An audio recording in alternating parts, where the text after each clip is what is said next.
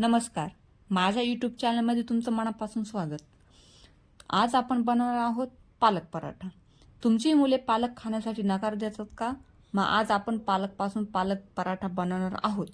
असे पराठे झटपट होतात आणि आरोग्यासुद्धा उत्तम असतात। तुम्ही बघू शकता किती सॉफ्ट झालेले आहे आणि आतून सुद्धा छानपैकी लेयर आलेली आहे।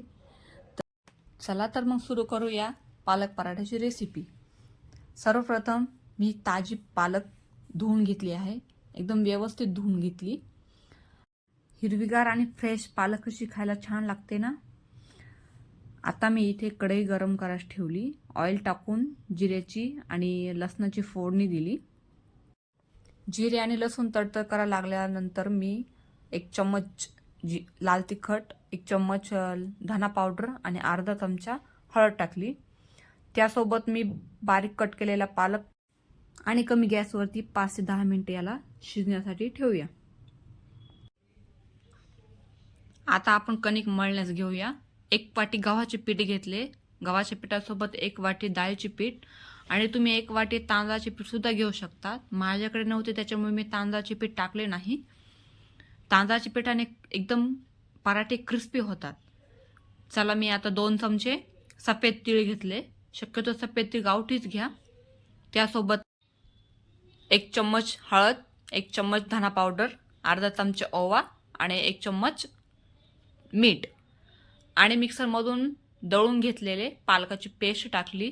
लक्षात ठेवा, जेवढी पेस्ट आहे तेवढं तुम्ही अगोदर पीठ मिक्स करून घ्या, एक्स्ट्राचं पाणी टाकू नका।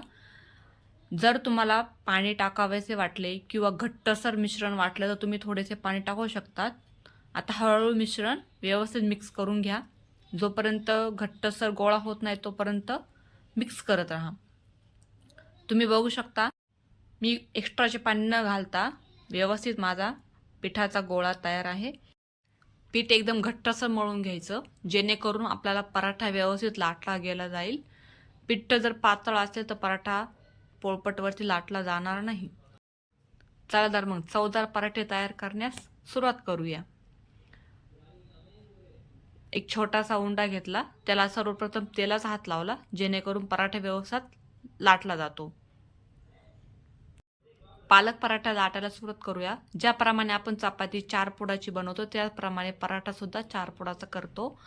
त्या 4 पुडाचा पराठा केल्यामुळे पराठा हा फुगला जातो आणि त्याला आतमधून सुद्धा लेयर येतात छानपैकी। तर पटपट पटपट आपण पराठा लाटून घेऊ आणि तिकडे मी गॅसवरती तवा सुद्धा तापायला ठेवला आहे।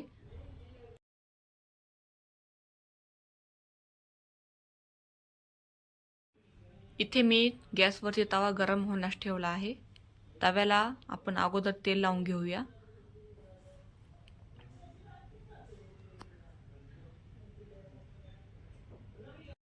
तव्यावरती पराठा टाकूया। पराठा आपण मंद आचेवरती भाजणार आहोत। त्याला जर हाय फ्लेमवरती तुम्ही भाजले तर पराठा आतून कच्चा राहिला जातो। एक बाजू भाजल्यानंतर आपण त्याला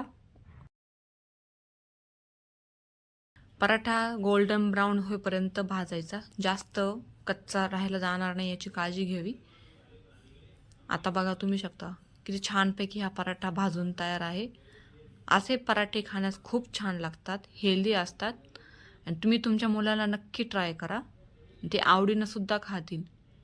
अगदी सोप्या पद्धतीने असे पराठे बनवले जातात आणि झटपट सुद्धा होतात। एकामागे एक आपण बाकीचे पराठे सुद्धा बनवून घेऊया। अशा प्रकारे आपण बाकीचे पराठे सुद्धा तयार करून घेऊया।